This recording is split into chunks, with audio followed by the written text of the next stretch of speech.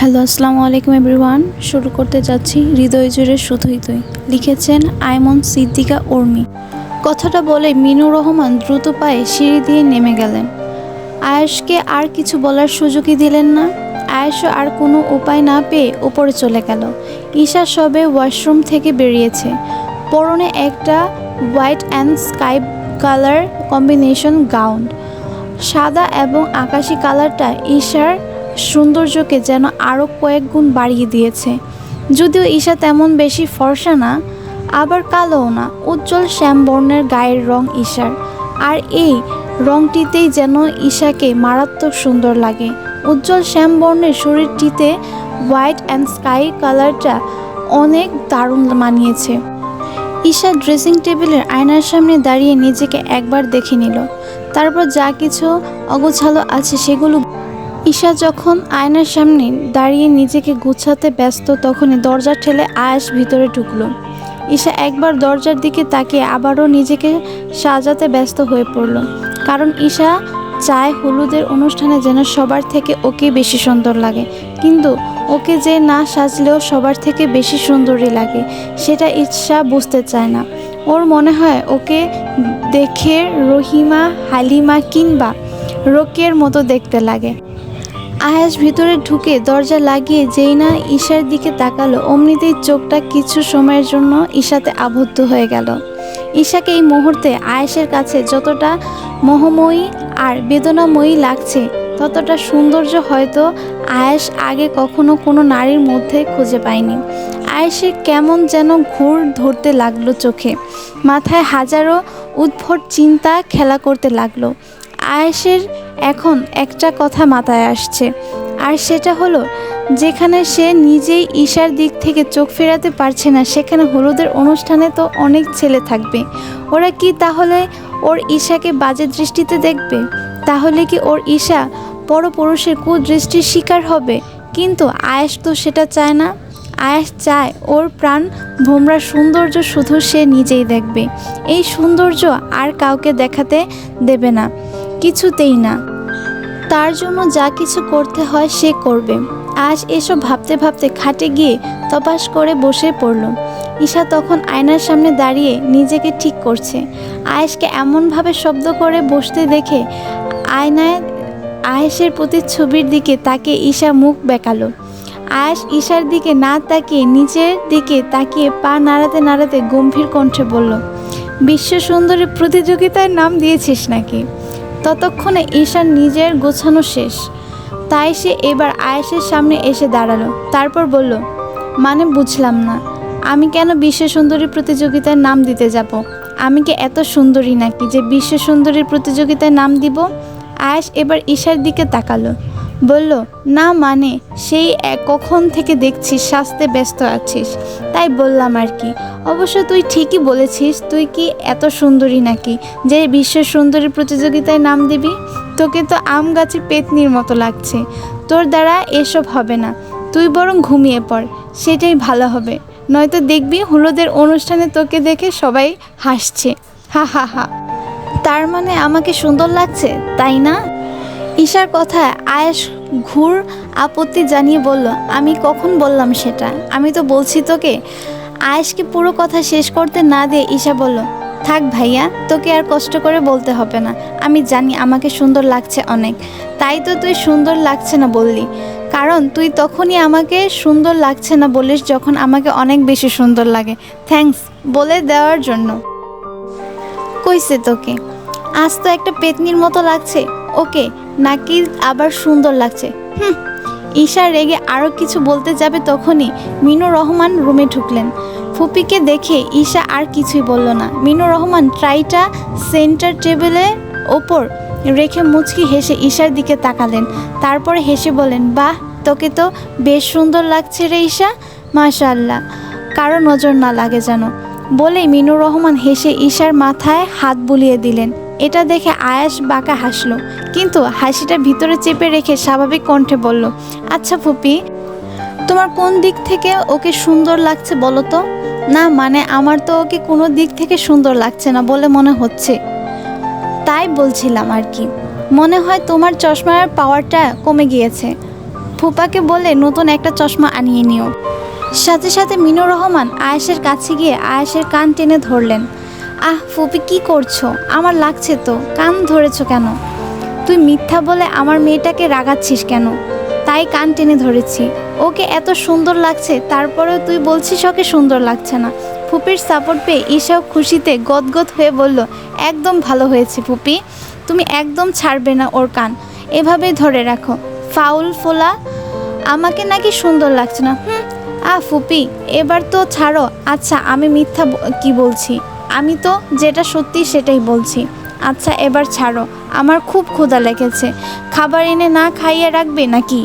ফুপি আজকের মতো ছেড়ে দাও, বাচ্চা ছেলে এত করে বলছে যখন, ছেড়ে দাও, নয়তো পরে দেখবে নাক টেনে টেনে কাঁদছে, ছেড়ে দাও। কিছুটা ভাব নিয়ে কথাগুলো বলল ঈশা। মিনুর রহমান হেসে বললেন, আচ্ছা ঠিক আছে, আজকের মতো ছেড়ে দিচ্ছি, আর যেন ওর সাথে এমন ফাজলামি না করিস, মনে থাকবে? হ্যাঁ হ্যাঁ, খুব মনে থাকবে। এবার বাড়িতে যেতে দাও, তারপর মজা দেখাবো। আয়েশের কথা শুনে ঈশা ভেঙচি কাটলো। দেখা যাবে। আচ্ছা অনেক হয়েছে, এবার তোরা খাবার খেয়ে নে, নয়তো দেখা যাবে খাবার না খেয়ে থাকতে হচ্ছে সারা রাত। এই বলে মিনুর রহমান দরজাটা চাপিয়ে দিয়ে রুম ত্যাগ করলেন। আয়েশ এবার বসা থেকে উঠে দাঁড়ালো।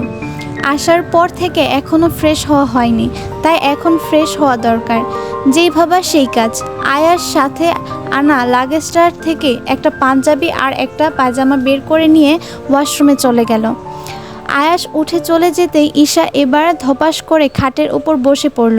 তারপর নখ কামড়াতে কামড়াতে কিছু একটা ভেবে রহস্যময়ী হাসি দিল। কোনো একটা দুষ্টু বুদ্ধি যে মনে মনে আসছে সেটা ঈশার মুখ দেখেই বোঝা যাচ্ছে। ঈশা কয়েক সেকেন্ড ওয়াশরুমের দরজার দিকে তাকিয়ে থেকে মনে মনে বলতে লাগলো, চান্দু, আজ তুমি সবার সামনে আমাকে অনেক অপমান করেছো। নিহাত এটা বিয়ে বাড়ি বলে চুপ করে আছি, নয়তো তোমার ইট তোমার দিকে ছুঁড়ে মারতাম পাটকেল হিসেবে। আগে বাড়িতে যাই, তারপর এর সুদ তুলব আমি। যদি আজকের অপমানের সুদ না তুলি তো আমার নামও ঈশা না। কথাগুলো মনে মনে ভাবছে আর মুখে টেডি স্মাইল দিয়ে যাচ্ছে ঈশা। আয়াস ওয়াশরুম থেকে বেরিয়ে ঈশাকে এভাবে বসে বসে কিছু একটা ভাবতে দেখে আর মুখে টেডি স্মাইল দেখে ওর বুঝতে দেরি হলো না ঈশা কোনো একটা দুষ্ট বুদ্ধি আসছে। আয়াস হাসলো। পাগলিটা কখনোই বড় হবে না। আমি যে ওর ভালোর জন্যই ওকে শাড়ি পরতে শাসন করেছি সেটা বুঝলো না। উল্টো এটা মনে রেখে দিল যে আমি ওকে সবার সামনে অপমান করেছি কেন। আর এখন হয়তো এটাই ভাবছে যে বাড়িতে গিয়ে আমার থেকে কিভাবে সুদ নেওয়া যায়। নিজের ভালোটা কখনোই বুঝবে না, আর আমার ইমোশনটাও কখনো বুঝবে না। আচ্ছা ও কি কখনোই বুঝবে না আমার ফিলিংসটা? কথাগুলো মনে মনে ভেবে আয়াস একটা দীর্ঘশ্বাস ছেড়ে ঈশার দিকে এগিয়ে গেল। ঈশা ভাবনা এতটাই মগ্ন যে আয়াস যে ওর সামনে এসে দাঁড়িয়েছে সেটা সে টেরই পেল না।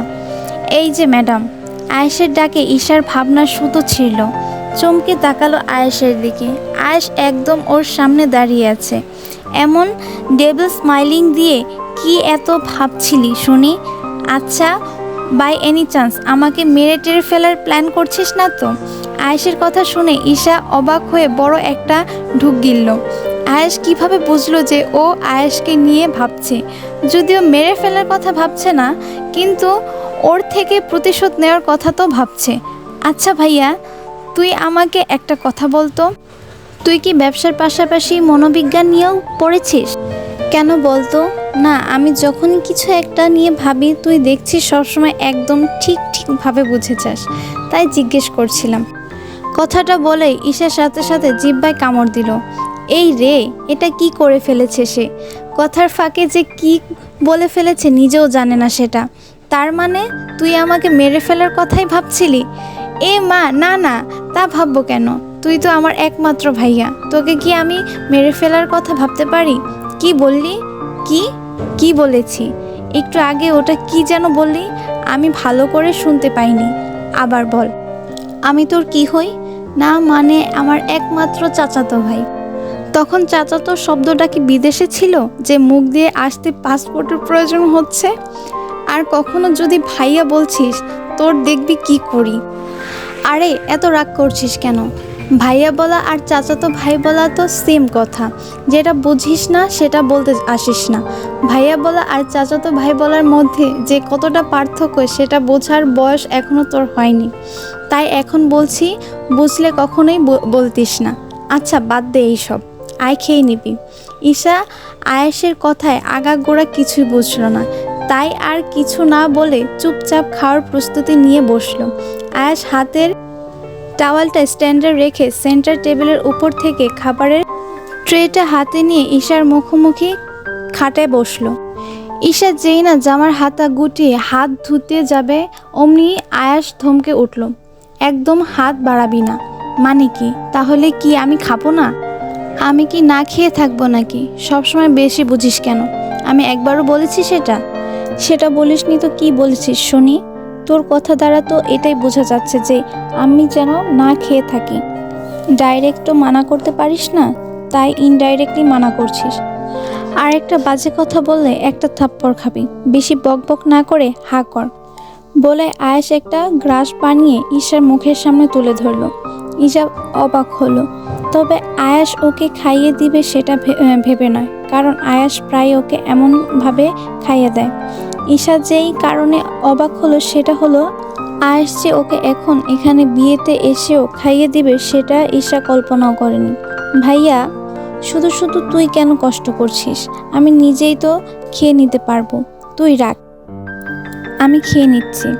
আর একটা কথা বললে কিন্তু আজ সারা রাত না খাইয়ে রেখে দিব, তখন বললেও আর খাবার পাবি না। তাড়াতাড়ি হা কর বলছি। ঈশা জানে আয়াসকে কিছু বললেও লাভ হবে না, কারণ এখন যদি আয়াসকে আর একটা কথা বলে তাহলে সত্যি সত্যি হয়তো না খেয়ে থাকতে হবে। আর তাছাড়া এমন তো নয় যে আয়াস আজই প্রথম ওকে খাইয়ে দিচ্ছে আর ঈশা সংকোচ বোধের কারণে খেতে পারবে না। যেহেতু আগেও অনেকবার সে আয়াসের হাতে খেয়েছে, তাই এখন আর কোনো রকম আপত্তি করলো না। বিনা বাক্যে আয়াসের হাতের খাবারটুকু মুখে পড়ে নিল। ঈশাকে খাইয়ে দেওয়ার পাশাপাশি আয়াস নিজেও খেয়ে নিল। আয়াস আর ঈশার খাবার সবে শেষ হয়েছে, তখনই হুড়মুড়িয়ে সবাই রুমে প্রবেশ করলো। সবাই বলতে আয়াসের বাবা মা আর ঈশার বাবা মা এসেছে।